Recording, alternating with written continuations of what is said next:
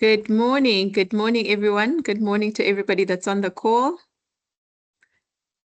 I hope that you guys are keeping warm. We are freezing in Johannesburg, and I believe Cape Town there's havoc with the weather as well. So I hope that everybody is safe and keeping warm wherever it is that you find yourself in South Africa. And if there's anyone joining us from the rest of Africa or outside of South Africa, outside of Africa, I should say, good morning.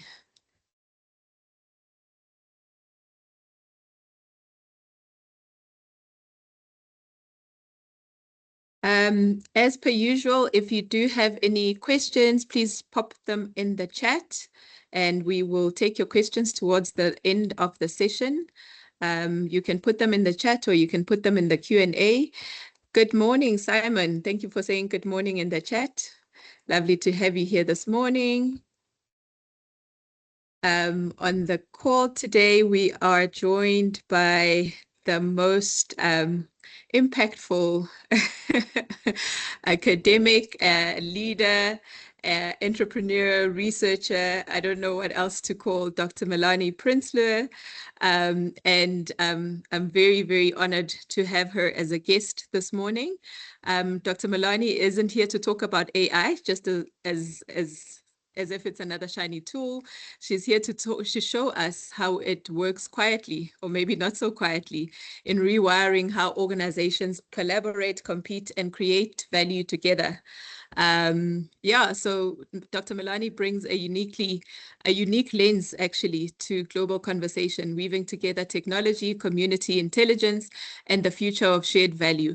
I'm particularly excited for this session this morning because I think there'll be lots of learnings. I hope that everybody's got their pens out, got their notebooks out, and ready to just dive in. And I hope that you guys have brought your most curious of minds, an open mind, and are ready to be challenged in terms of what you thought was reality.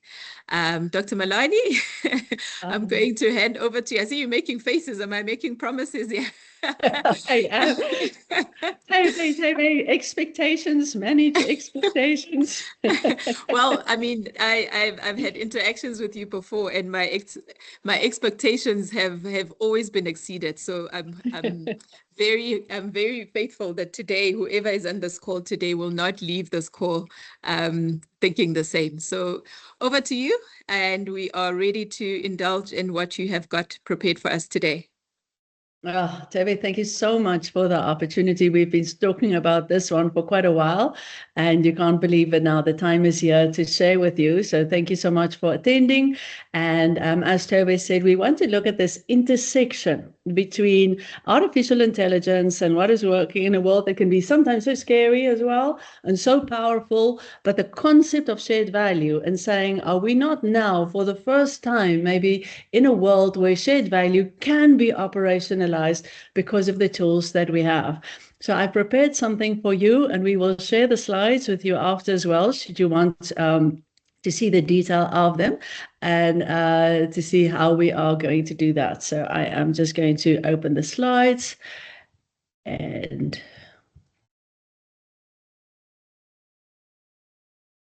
okay, so the slide any moment. We can see it on this side. Lovely, wonderful. Thank you for saying that. So the concept. So what Toby was talking about is we created this product called Wakamoso, and Wakamoso means the one that comes from the future.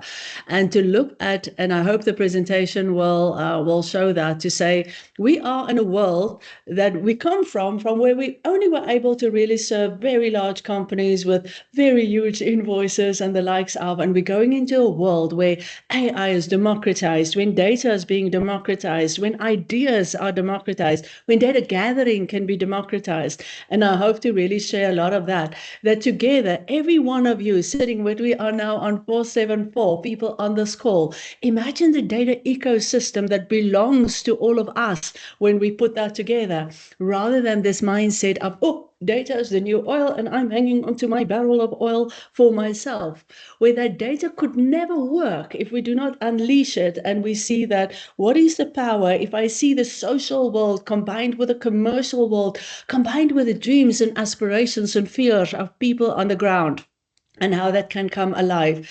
So I hope to show you quite a bit of that. But I'm going to start off with a video that when I saw it the first time, I thought like, we are really going into a different world. We are really, really going into a different world. So have a look at how people move from ideas of risk management into this concept of value creation in super, super complex world. Here it is. The first one is a MasterCard video.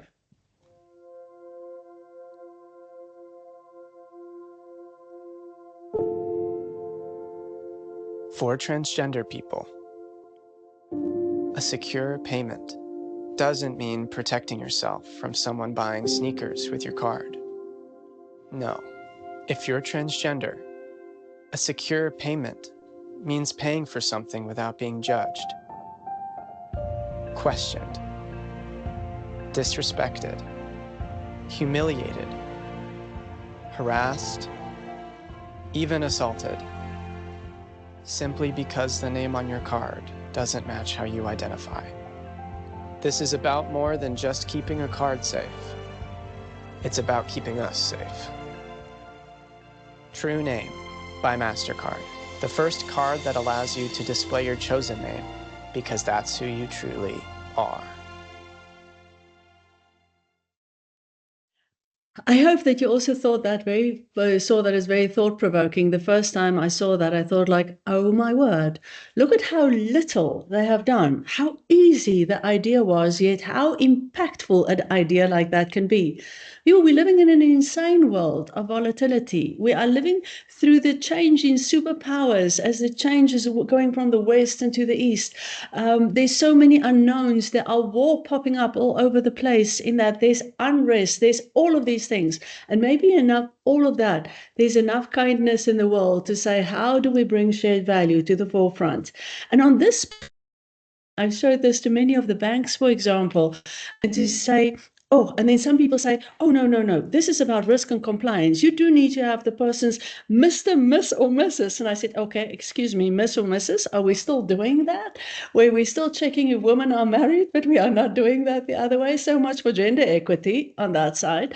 And then you look at banks like Investec or Discovery or Nedbank, that they're not asking that anymore, because what they are saying, actually, because of a lot of different authentication mechanisms that we are using in technology to try and get away from this world of fraud, and we don't need the person's name or the person's initials on a credit card anymore. There are other ways that we can work for security.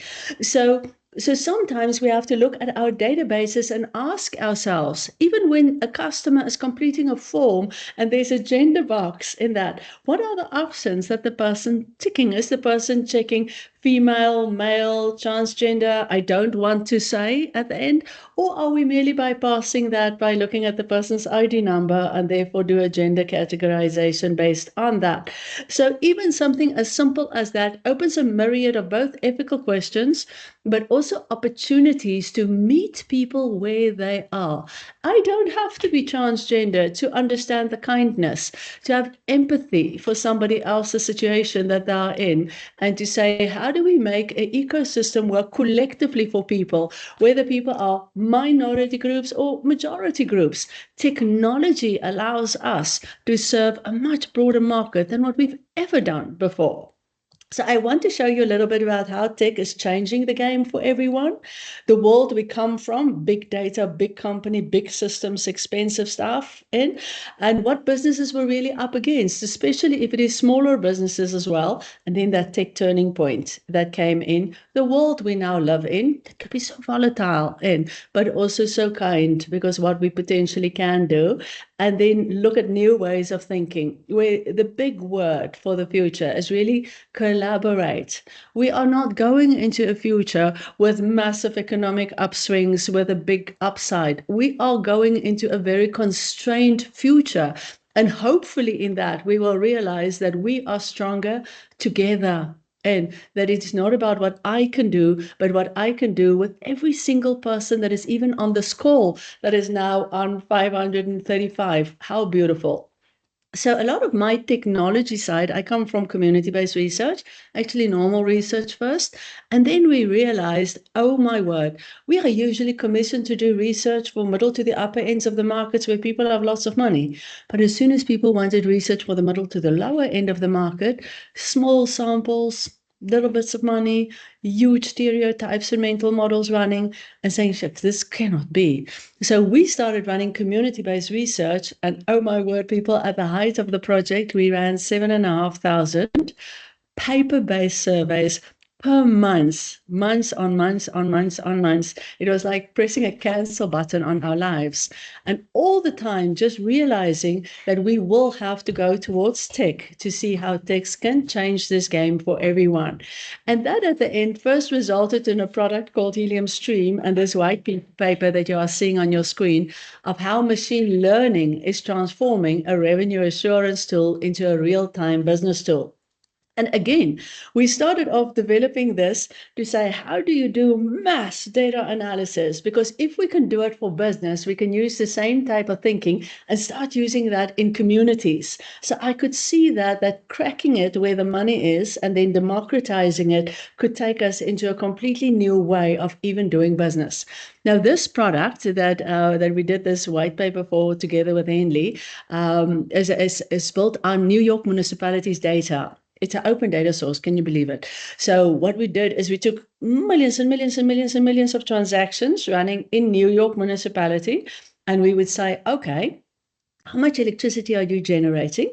How much are you distributing? How much are you invoicing? How much are you being paid for? What are your rates and taxes card? Are they correctly linked to your stand number and the likes of? The same for water, the same for customer complaints, the same for all of that. And then look at where's the leaky bucket in? Where are you losing money? People, you know that they are estimating that a good business, a well-run business is losing 1 to 5% of turnover. I mean, people, that's enormous. And we're talking well-run businesses because of just little bits of misalignments in the money coming in and the money that should have been coming in. And I think what was so sad of this specific product, it's money you already made. And so we've done this now for some of the mobile service providers and the likes of.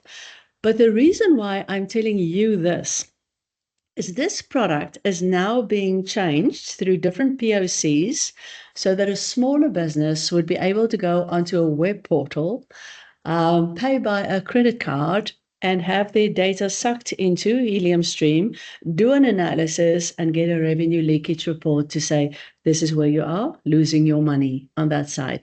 Completely democratizing the data tool that what worked only for large corporates can then become available to communities, to civil society, to all businesses.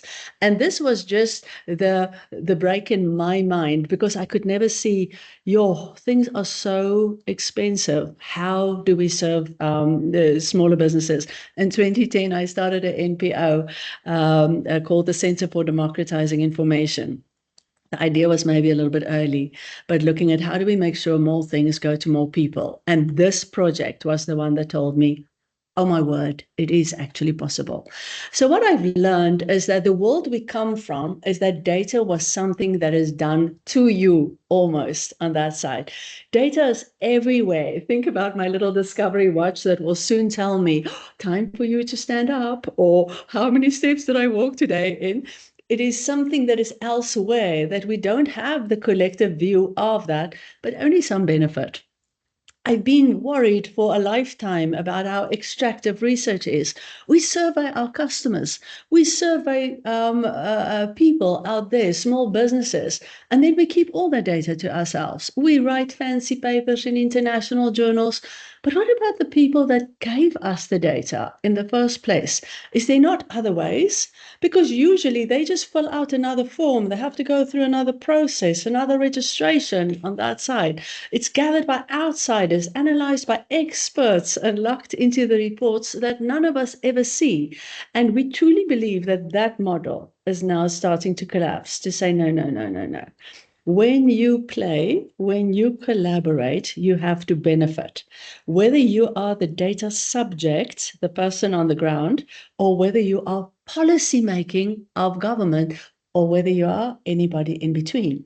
So people literally now, on a baseline survey, we are able to tell somebody that stays, for example, in a shack, we are able to tell that person in this cold, in this weather, in this rain, think Cape Town, think Khayelitsha, and that we are able to say to somebody, the rain season are here on that side. This is where you are staying at this point in time. This is how you could insulate the place where you are staying. This is the closest soup kitchen that is to you. While we can tell somebody else, oh my word, you are qualifying for one of those FLISP loans, that first asset ownership things from government, while we can tell somebody at the top end, what are the latest assets and should you move your money into cash at the moment with the world being so volatile. So we are able to take this process that used to be just for big people and change it to something completely different. So where it did come from a situation of fragmented tools, expensive tools, low access to data, answering surveys that is not going anywhere, an inability to compare things on that side. And we are now able to go to that tech turning point where we are saying this is not the same. We can see real-time business intelligence. We can revenue track, doesn't matter how big you are. So the key shifts that we are seeing goes from a dependence on external consultants and very costly systems to mobile first, user-led data ecosystems that are coming in. A lot of the tools that I've just explained to you simply runs through WhatsApp. The WhatsApp interface in the front with massively fancy data infrastructure that comes from that revenue assurance product, data lake infrastructures and non-SQL databases that it goes into and machine learning crawlers that you are using that can make sense for somebody, whether they are the small business, whether they're the NGO, whether they're the church group, whether they're the individual, whether they're the large corporate, or whether they are government. So the world we now live in is not a world where change is just occurring in the corporate boardroom. And if you're not invited, you are just not there. But the change is literally happening on your phone in. So in this new era, business such as yours are finding ways to own their own data, expand their data through collaborations, use their data, and collectively shape the future for good. And that term for good, I put in orange for a specific thing. There's a thing that is now really becoming stronger. What is the concept of data for good? Because I can use data in very exploitative terms. I can, for example, look at data and say that the more mobile phone contacts somebody have on their phone, the more creditworthy they become. And this is actually true because this is horrible, people. What it means is if the person have live contacts on their phone, I can give the person a loan because I know they know enough people to get the money from. Now, that's not okay. I can't go out and damage social cohesion because I'm giving a person a loan that they really don't qualify for in the hope that their friends and their family is going to pay that. So data can be used for terrible things. We can look at exclusion, how not to pay claims in data. There's a whole lot of that going on. But there's also a big move that says, what if I look in the data for the real pain points that people have? And what if I change the way we do things so that my services are so value adding that my market share is growing because of the value I am giving, because of the safety net I am offering in this very, very volatile world, and that gives us emergence of a new power structure, a power structure that goes from that individual. How do I make sure the individual is okay or the small business is okay, up to, like I said, a government level? So the question is no longer whether all companies can engage in shared value. They can, and often smaller businesses are much better at shared value than some of the large ones. Or if all the companies can afford advanced tech, they can. The question is now becoming, can you afford not to use it? And people, there's of course something inside me with the AI world. Sometimes I look at it and I'm like, oh my word, I'm very happy that I made this when I was 55 years old. on that side. I am not so sure that this is good for a person if they're 16 and they're still supposed to be learning their analytical skills. So am I worried? I am very worried about many things that is happening. But am I also seeing the fact that potentially with the use of machine learning and AI, we are able to serve a market better than we've ever done before? But it all depends on the mindset of the leader. If a leader is more transactional, I just look at my rands and cents. I just look at the currency, whatever money I am getting in all the time. But if we do have more of a transformational mindset that says, I am part of the wellness of society. On the one side, I can measure my risk. I can measure when this community is potentially going to erupt while I am sending messages to that person that is in dire straits, where this person is living in an informal work situation, potentially not having food for 5 days at a time on that side. Oh, that is danger. How do we stabilize that individual while I am also seeing the risk and ensuring the risk on that side? So while understanding the risk, I now have the power of mitigating the risk. And I hope that some of the stuff I'm going to show you will connect those links between understanding where the risk lies on a contextual level while we are trying to control for the risk. People, none of us can benefit from this uprising. None of us. Last year, I went 3 times to Moletsi Mbeki's talk on the state of South Africa. And at his talk, he basically says, there's 2 things that we can see in the future of South Africa: a lack of investment and unrest. Because he says there's 2 parties that are underrepresented in our political system. On the one side, big business, and he explains it beautifully. He uses 300 years of insights to explain it. So if you see him talk, please make sure that you do listen to it. And then on the other side, he says the other place that is underrepresented in our system is the underclass.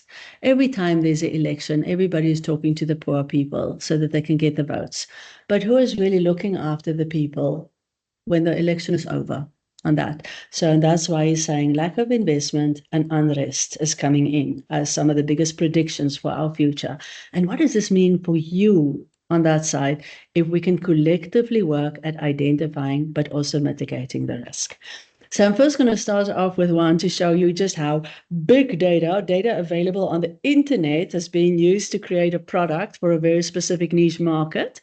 And then I'll show you some things that some of it is a little bit more disturbing as well. But have a look at what this person thought of. People are so inventive. My friend came over and pointed out that the fire alarm was beeping. I was surprised. I didn't know. I was cooking in the kitchen and my friend's daughter fell down the stairs and got hurt. She was crying out for help.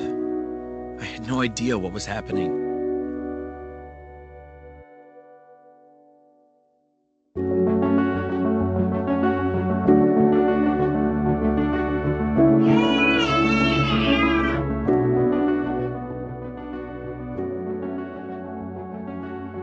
The current products on the market are extremely limited. We can buy a device for a smoke detector and another that tells me when my doorbell rings, but nothing that can distinguish between a microwave, baby crying, dog barking, or any other household sound. The reason no one's been able to create a product like this is the shortage of data. In order to teach a machine learning model how to distinguish sounds with any level of accuracy, you would need literally millions of sound samples. Turns out the answer was in front of us the whole time. YouTube contains over 1 billion hours of videos that are filled with sounds. We trained the C-Sound machine learning model with sound clips from YouTube. Over 2 million videos were analyzed, categorized, and converted into 10-second sound clips, each containing a discrete sound. Each type of sound in our data model, like yelling, is comprised of several thousand YouTube audio samples. These sounds range from common household noises to alerts that could mean life or death. Every sound clip we add makes our machine learning protocol even smarter, allowing for even higher accuracy ratings. While the technology is incredibly complex, the user experience couldn't be more simple. C sound is always listening for one of the 75 sounds it's programmed to hear. Once a sound occurs, it interprets the noise and communicates it via Wi-Fi to the user's mobile device.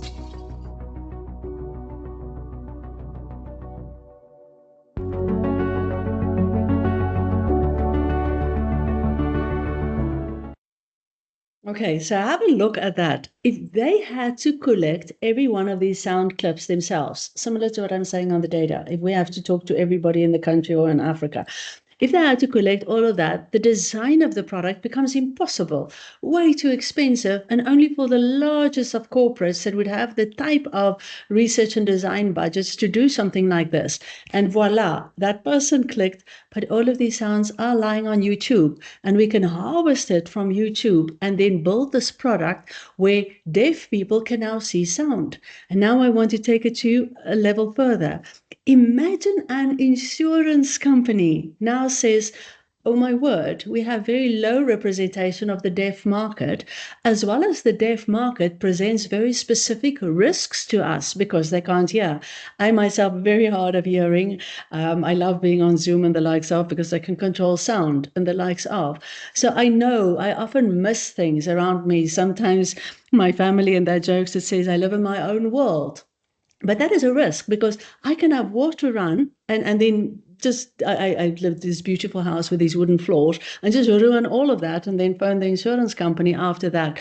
Or something bad can go wrong and a real deaf person that is worse than I am would not even know that. So imagine the insurance company contacts C-Sound and says, excuse me, can we buy your product in bulk? And then we're going to package an offering between C-Sound and our household insurance that is there for deaf people.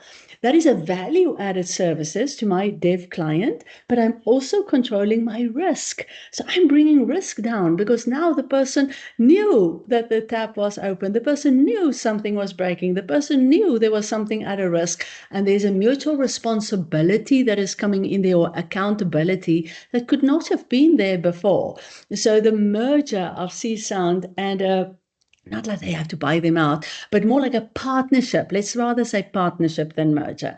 That comes together between C-Sound and the insurance company creates something beautiful. And more than that, we know small businesses tend to go out of business on this side.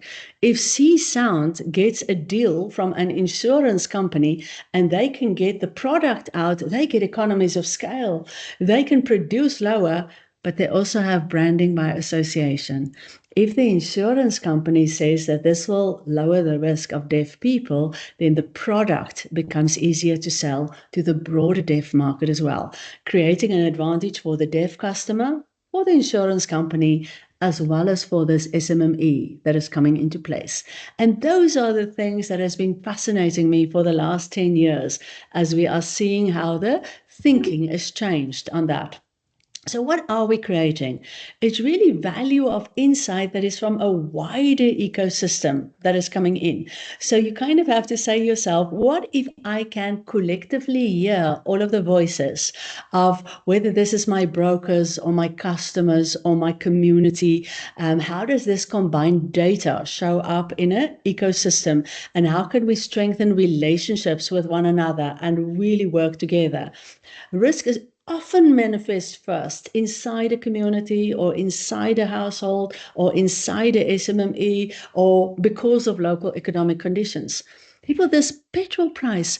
I was driving the other day, and I guess it's already worse now, where there was this board up for diesel, 34 Rand a litre. And I'm like, oh no. And then they say, no, this is going to go up again. And you think, people are already not making it. We just came out of field with a cost of living survey. 80% of people are saying that we cannot cope. We cannot cope with this cost of living. What are the things that they're going to cut out? What are the things that they will just not able to do anymore?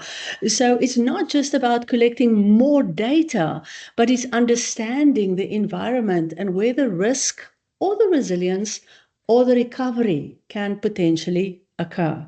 So the one that I'm going to show you now, I see one of these things is popping up on my side. I just want to get rid of that. The one that I am seeing now going to show you now is one that I found actually very disturbing, but it's from the insurance industry. And look at how three words in terms of risk can change people's and clients' experiences. Man accused of killing his wife in their own home. Woman found murdered by her partner at home. 26-year-old woman was killed by her husband inside her home.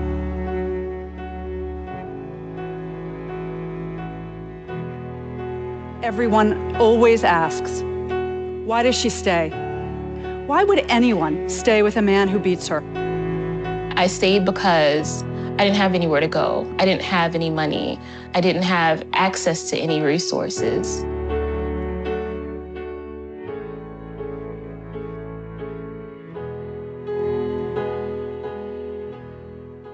AXA, the leading insurance company in France, changes its home insurance policies. In France, home insurance is mandatory by law and already provides emergency relocation when a home becomes uninhabitable in the event of fire or flood. AXA adds these three words: and domestic violence. 3 words to help women escape. Comme le montre la publicité, cet assureur garantit désormais à ses clients victimes de violences conjugales un relogement d'urgence. AXA France. La compagnie AXA. AXA lance une assurance pour les femmes victimes de violences. Une nouvelle garantie permettant aux femmes victimes de violences conjugales d'être relogées. Le relogement, c'est l'une des nombreuses... Est-ce que vous vous rendez compte à quel point ça pourrait aider les femmes qui sont dans ce genre de situation? Ça, j'aurais vraiment aimé l'avoir il y a une vingtaine d'années quand j'en avais besoin. When a woman calls the emergency number, she's immediately relocated. A driver picks her up and takes her to a safe shelter together with any children. She also receives free psychological, legal and financial support to help her find long-term solutions. Cette garantie est accessible à toutes les femmes sans payer plus. Même si le contrat n'est pas à mon nom. Même si le contrat n'est pas à votre nom, absolument. This clause has been included in all 2.5 million AXA home contracts with retroactive effect.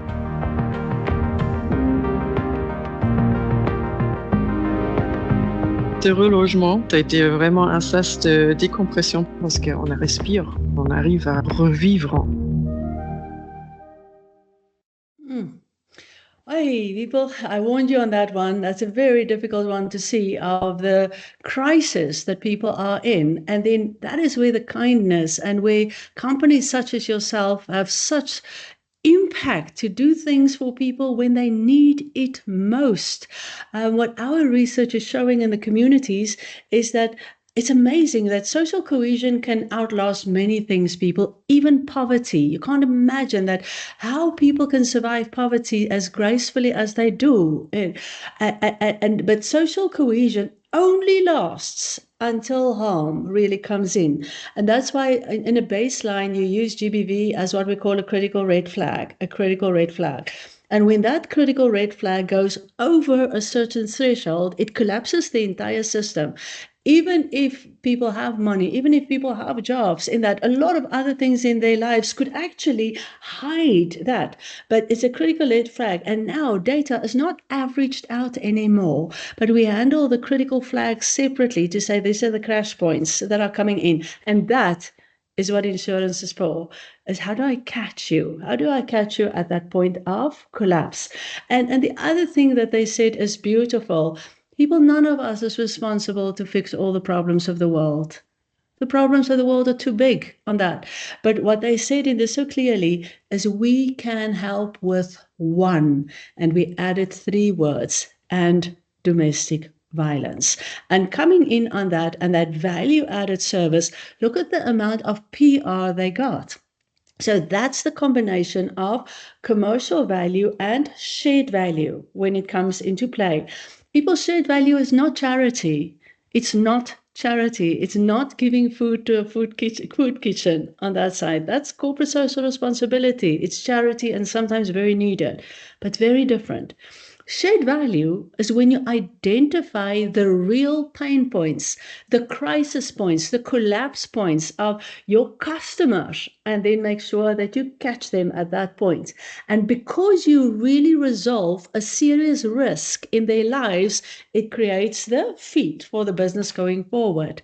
We are not relying on scattered things anymore. We are building data sets now that are able, as I said, to we call them red flag, where it red flags specific things that says this community might look so nice. When we did the research on GBV, we asked gender links. They're big in this type of research world, absolute experts. And we said to them, what can we find? What can we look for of what you've not have before, what you don't have enough of? People, and they said to us, poverty has no privacy. Poverty have no privacy. We know what's happening in poor people's lives in terms of GBV. Said, go behind the estate walls. Go behind the estate walls. That's where we don't know what is really happening. That person walking around there with that very expensive pair of sunglasses, and what those sunglasses cannot be, can hide for so many things. So by combining this, and just to add on something, we work with a company called South African Women in Dialogue. They are a convening NGO for all of the gender-based violence NGOs in the country on that side. Now, that is what I mean, collaborate. Imagine this is a space in which you want to develop policies that can protect people, but you take hands with somebody like a South African Woman in Dialogue and say, how do we do that in the best way possible using trusted networks that connect that, where that makes data, not an impersonal email that you get via a personalized email campaign, but you get somebody in your community, a social worker, somebody running that NGO that says, look at this product, in that we think that we can negotiate things around that. So we look at it very differently of how do we make sure the business side works. You are not a charity. Businesses should not act like charities. The profit becomes the magic, but it's when profit is not profiteering. It is just. It is a good profit for a good service provided, for a good risk eliminated that comes in. And that's kind of where we are seeing this coming together. The future is more contextual. It is not simple. It's not a case of that we can clearly see this is coming from that. Traditional models often only see the risk once the event occurred. There was a flood in KZN. There was a riot in Kenya and the likes of. Where today's pressures are increasingly interconnected and continuously changing. So all of us are living in this world that we're trying to navigate, whether it's climate volatility or affordability pressure, like with the cost of living stuff I just told you about, infrastructure strain, the informalization of livelihoods. People are going into multiple income streams all the time. That idea of you have to give me your pay slip before I can give you a product. But people are living in the gig economy where people are making little bits of money everywhere. And that's the best thing for them to do. We are seeing the demise of formal employment over long terms. We also see the degrees of formality, what is completely formal, what's completely informal, and how that line is blurring. I can't just insure your car if you're going to take it to an OEM. I have to insure your car while you're going to take it to the mechanic in Soweto on that side, and I'm going to pay 5,000 bulk in terms of the product that I've given you. So I'm spanning the degrees of formality. I'm using the mobile disruption via WhatsApp, and people's access to phone is massive. The device is not the issue anymore. I'm not saying everybody's got devices, but that problem has been eradicated to a large extent. Our problem is data. People don't have data on that side. And then the one that is very big for you, there's a declining institutional trust. So you have to position yourself as an organization that cares for people, an organization that wants to pay the claims, an organization that is designing products and programs and services that really relates to people and make people feel safer. So because most systems are still relying on fragmented data or once-off surveys or static reporting or siloed visibility, they are still feeding so many of the mental models, so many of the stereotypes that says this cannot be done. And what we hope for you to see today, what if it can be done? Remember that fire insurance that comes from Hollard and Children of Fire and Lumka, the technology company, where they roll out that fire insurance. People, I've been doing this research from 2005. We've been saying, oh my word, people, we need a fire insurance product on informal settlements. And you say, this is crazy. You can never do that. What if you can? What if those are the biggest opportunities out there, the things we never thought was possible?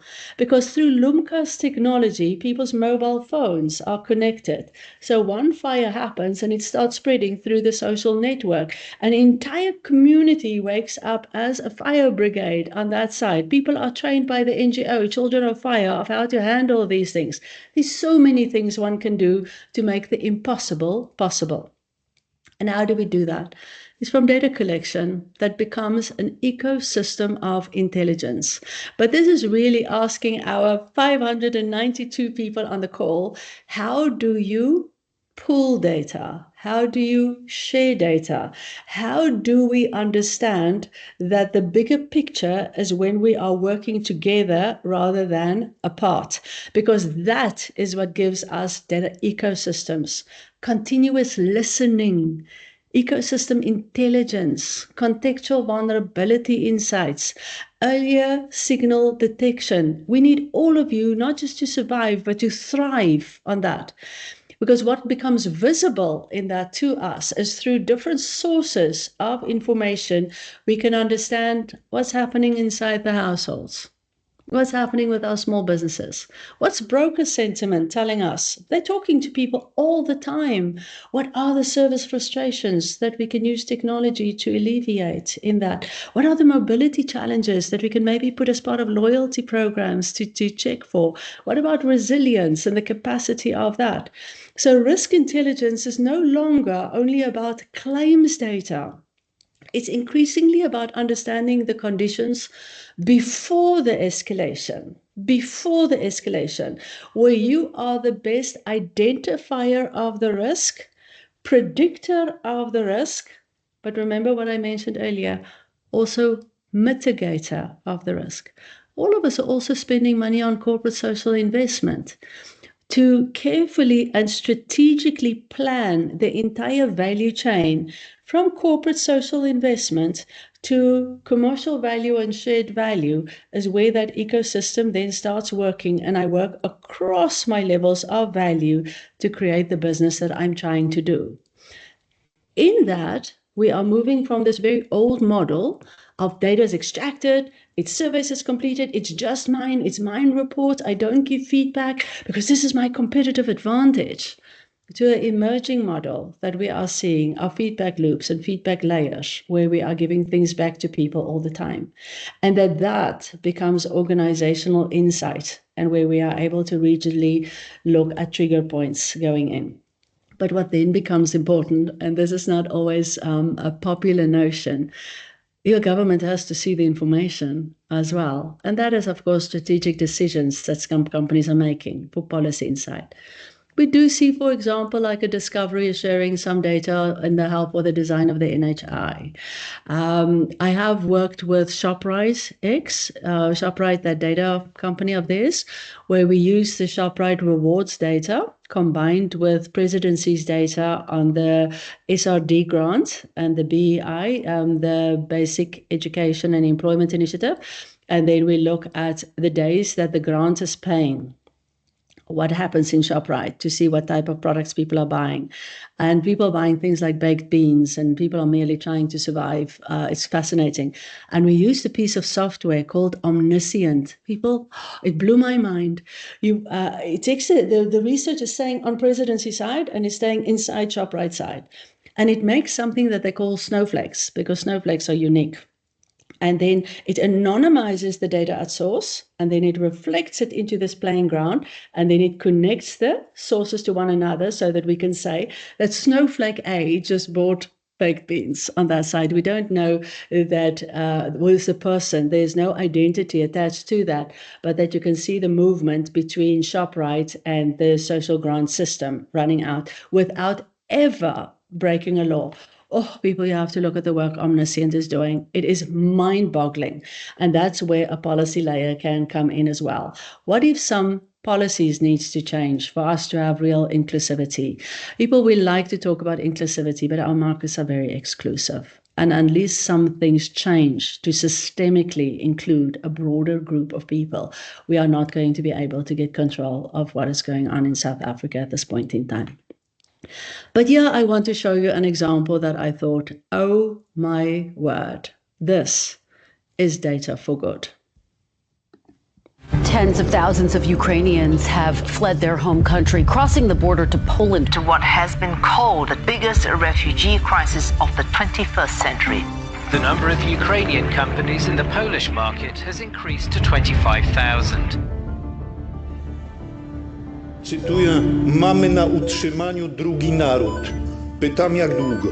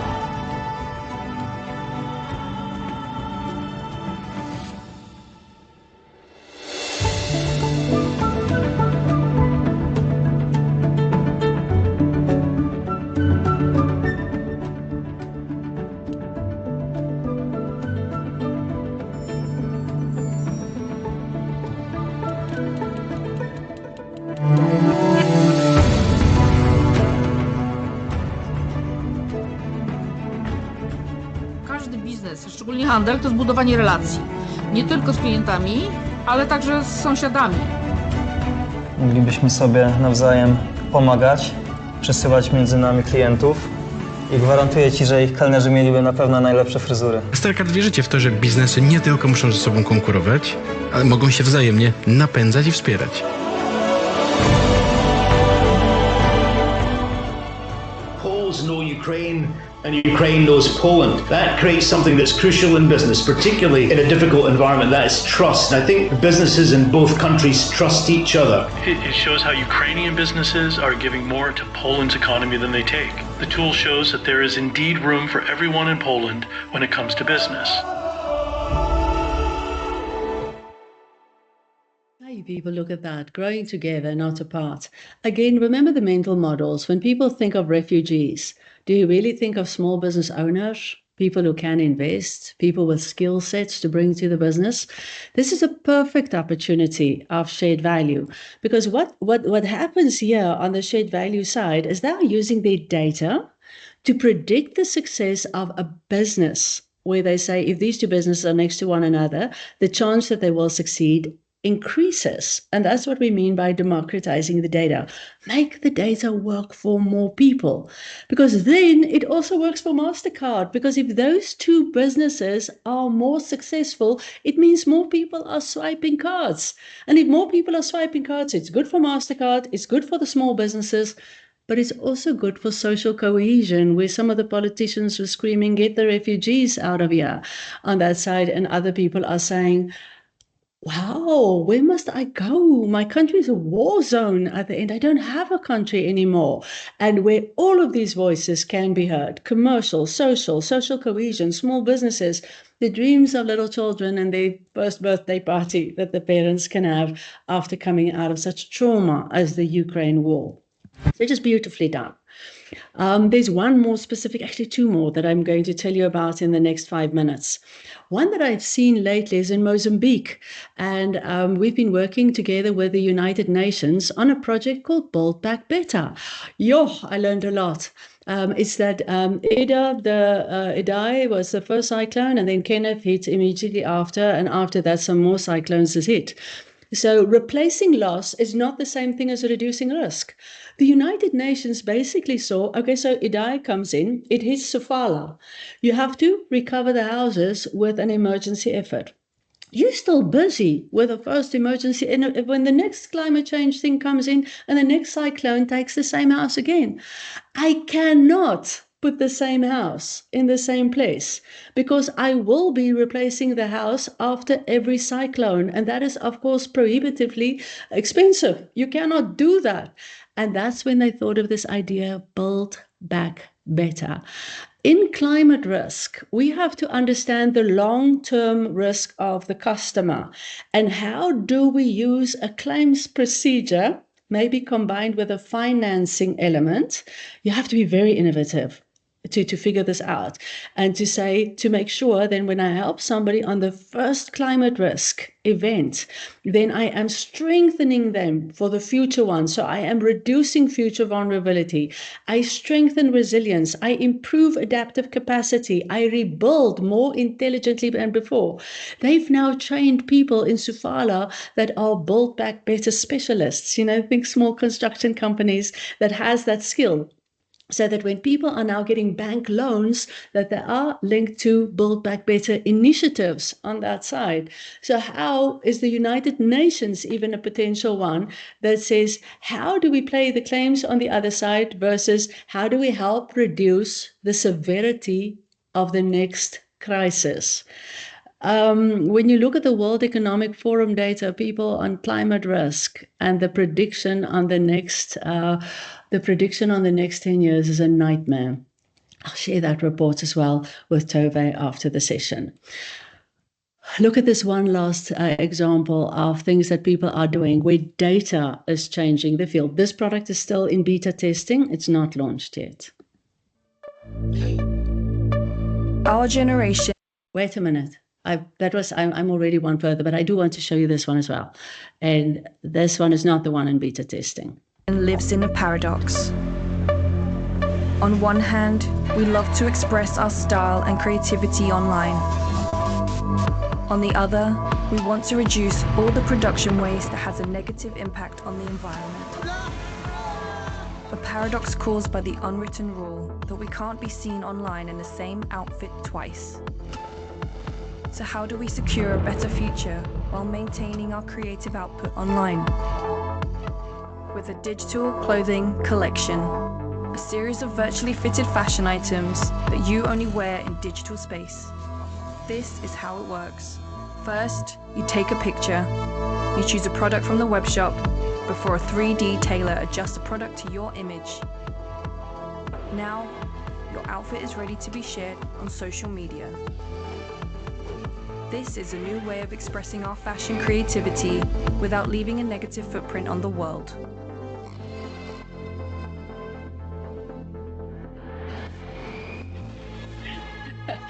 I'm seeing some surprised faces, people. This one always makes me feel so old.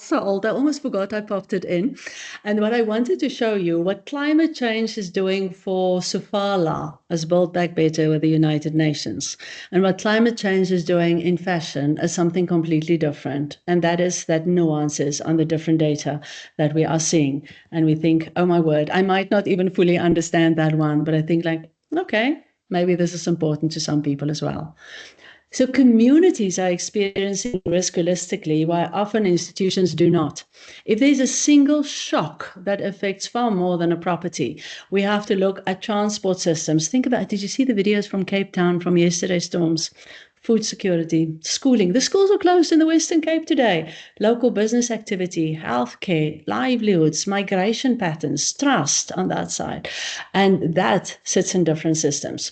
You guys have it, insurance. Municipalities have some of it, the NGOs have some of it, the researchers and the community themselves own that. And the possibility for us is now to create a cross-sector intelligence ecosystem that allows us to identify the pressure, learn across sectors, improve coordination, and strengthen that adaptation so that we can get away from the fragmented reporting. This is the one that I actually thought that I'm playing to you first in. Just love this. This is the one that is in beta testing. Have a look at what machine learning is making possible. Our voice has the potential to change the world. And for the millions in communities of color and developing countries facing limited access to healthcare, it now, for the first time, has the power to save lives. Introducing Voice to Diabetes, turning voice samples into an equitable life-saving tool for millions. A major step forward in diabetes detection. This team of scientists built an algorithm that can detect type 2 diabetes just by having them speak into their smartphone. Which is insane. This is very cool stuff. Yeah, it is. And without even pricking your finger or getting a blood test. This is crazy. This groundbreaking innovation has already generated nearly 4 billion impressions. But what matters most is the significant impact it has on people's lives. India is the home to the second largest number of patients of diabetes in the world. A large part of the population does not have easy access to basic health services, let alone diagnostic blood tests. Voice to Diabetes can give access to 1 billion people who have mobile phones and thus contribute to saving countless lives. Our study, published October 2023 in a peer-reviewed journal, analyzed over 18,000 voice recordings. We found unique features such as pitch, jitter, and shimmer, enabling type 2 diabetes screening accuracy of 89% for women and 86% for men. Our study distinguished the differences in female and male voices, ensuring equity throughout the entire process. Currently in beta testing, our AI solution has already helped thousands of people, offering higher accuracy and personalized results compared to existing costly solutions, potentially saving $32.75 billion globally. And with developing hospital partnerships and 7 different studies in other disease states currently underway, it has the potential to save countless lives, including my own.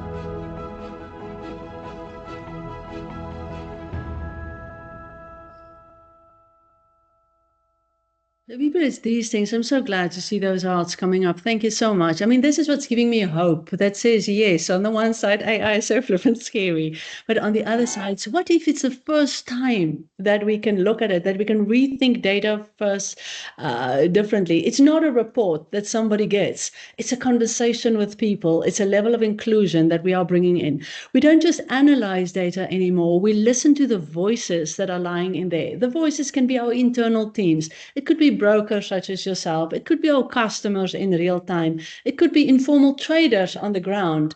And that whole idea of saying, how do I use the trusted voice of my organization? And what if that trusted voice can hear and respond to a full data ecosystem?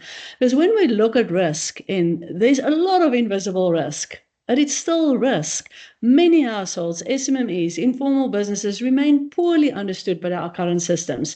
So at the top, we are seeing the claims data, reported incidents, the formal customer feedback, our known exposure. But oh my word, people, what is happening in Pumalong and Mamelodi today in terms of it when it gets so cold, on Khayelitsha tonight when everything is happening? What is that risk that we are leaving unseen? And the fact that it's unseen does not make it not there, no. So the future belongs to organizations that can hear and want to hear the ecosystem more clearly. When we are able to connect this more complex and more contextual findings that used to be only informal systems, and now this information can be democratized. But the opportunity is not a technology opportunity. It is about reducing our blind spot, strengthening our relationships, improving our resilience, and creating shared value, being as humanity, as people working together. So the future of risk intelligence may not belong only to those with the most data, as was the history of the world. The future of risk intelligence may belong to those who best understand the environments where risk actually happen. And you guys are connected to that risk. How do we make it work for ourselves as well as for other people? That we are, I think Maya Angelou said it. She said, be a rainbow in somebody's life. Be a blessing for somebody coming in. For your time today and sharing the ideas section between artificial intelligence and where that then hits data. Oh my gosh. Thank you so much. Oh my word. I feel like I shouldn't be sitting here and I should be running and going to do something radical and do something amazing. But thank you very much, Dr. Melani, for sharing all of these insights today. We do have a question. Well, we've got a lot of comments on this incredible presentation. There is a question in the Q&A from Stuart. Stuart, I don't know if you're still on the call and if you want to present the question to Dr. Melani. I have enabled your mic. Thank you. Yes, I am on the call, and I know we're at the end of the session, so I'll be as brief as possible. In actual fact, there were two questions, but Dr. Melani, much of your presentation captured me very early on and immediately provoked various thoughts and questions. One, which is more of a strategic one, which I think you covered quite largely in the presentation. In any case, is that how can businesses ensure that data-driven initiatives genuinely create shared value across all stakeholders rather than just concentrating in one part of the ecosystem? Oh, Stuart. I mean, Toby, book out the rest of the day. I'm quickly going to answer. I know it's a big question. I get that. But Stuart, no, you hit it on the head. You hit it on the head. Data-driven decision making is a disaster on that side because it assumes we have the data. We cannot do data-driven decision making because we don't have enough data. We only have data on some, and the data is not interconnected. So, Stuart, what is happening is we are blindly allowing AI to make a decision and missing all of that invisible part of the iceberg that I showed you on that side. At most, at the moment, we can do what we call data-informed decision making. To say, I need a human to look at this and to say, oh, we've got data. And what if all of you on the call can say, how do we collect larger pieces of data so that we can mitigate our own risk? So Stuart, spot on. Data-driven decision-making is the problem because it assumes we have all the data points in one place, and we don't. Thank you. Thank you. All right. Is there time for the quick second one or not? I'm easy. Let's sneak it in. Okay, all right.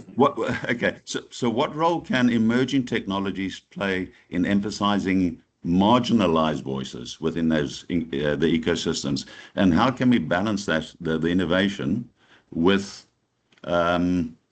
privacy and ownership concerns as far as that's concerned? Absolutely. What's up?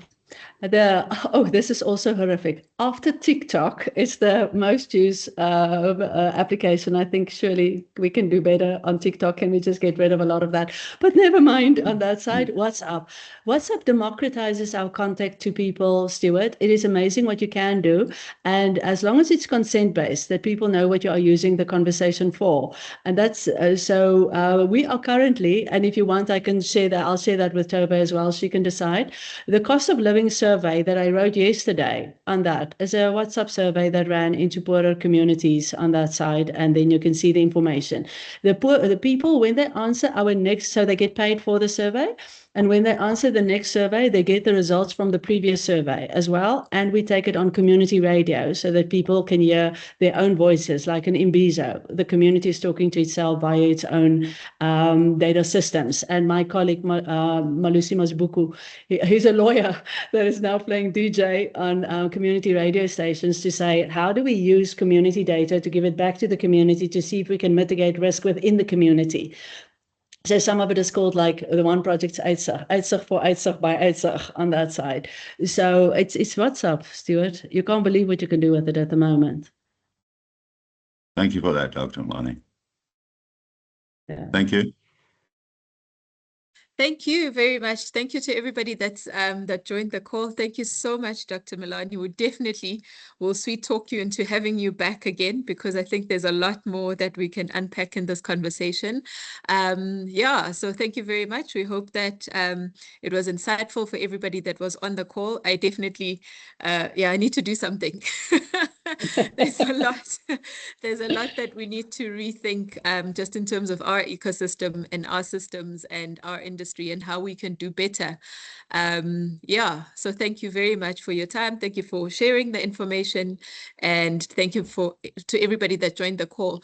One last thing, it just coincidentally happened this way, but we will be distributing a survey to all of our brokers because for some of you that may know, our purpose is together to conquer risk so that we can unleash potential. And in order for us to conquer risk, because we are UMA, when we work primarily through brokers, you brokers on the ground understand the clients more than we do. So we just also trying to understand you and your challenges and your pain points so that we can unpack the data that you've got from the client so that we can build better products that serve the market that we aim to serve. So please look out for communication from iTOOsday. It will be going out to all of the brokers, and we'd appreciate your feedback and your engagement because we want to have these conversations so that insurance is no longer a grudge purchase. Insurance needs to be a partner, which is an important partner in the economy, in the ecosystem, and in the communities where we live. So yeah, please look out for that. And thank you very much for joining us. Please answer a survey. You cannot complain about the data if you do not answer the survey. Thank you. Thank you very much, Dr. Val. Thanks so much, Tebe. Bye-bye, everyone. Bye.